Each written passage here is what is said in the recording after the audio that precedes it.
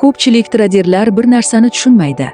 Ular grafikni o'rganadi, strategiya qidiradi, indikator almashtiradi, lekin baribir yutqazadi. Nega?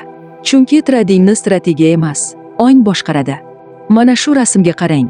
Bozorning 80% bu sizning mindsetingiz, faqat 20% strategiya.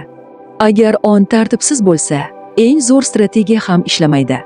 Qo'rquv paydo bo'ladi, ochko'zlik uyg'onadi, shoshilish boshlanadi va bozor sizni o'ylaydi.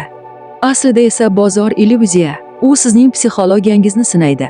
Kim o'z ongini boshqara olsa, o'sha bozorni boshqaradi. Shu sabab men Star kursning birinchi kunini bepul ochdim. Bu darsda grafik yo'q, bu darsda signal yo'q. Bu darsda sizning ongingiz bor.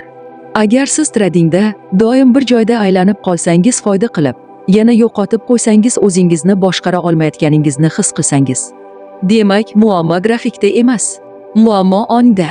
Telegram kanalga kiring, birinchi darsni bepul oling va bozorni emas, o'zingizni boshqarishni boshlang. Link bu yerda.